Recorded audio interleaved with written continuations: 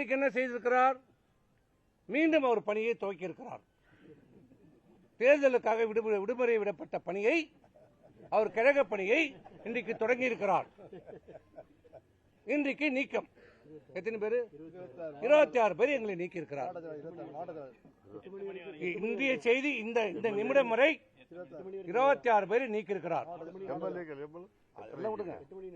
8 முறை நிலவரப்படி நான் கேட்கிறேன், இந்தியாவிலே எந்த இயக்கத்திலேயாவது எந்த கட்சியிலேயாவது இப்படி ஒரு பெரும்பகுதியான நிர்வாகிகளை நீக்கியதாக நீங்க பார்த்திருக்கிறீர்களா?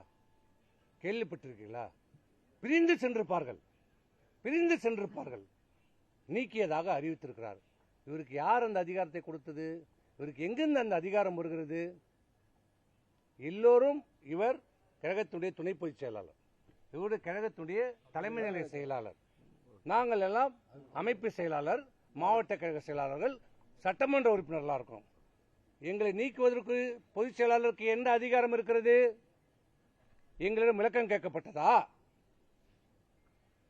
இல்ல காரணம் அந்த நீக்கப்பட்டிருக்கிற பட்டியலில் காரணம் சொல்லப்பட்டிருக்கிறதா? இந்த காரணத்துக்காக இந்த இதுக்காக நீக்கணும் என்று சொல்லப்படுறதா? இது எப்படி சொல்லும்? எந்த விதத்திலையும் சொல்லாது. அவர் நீக்கிய அந்த பத்திரிகை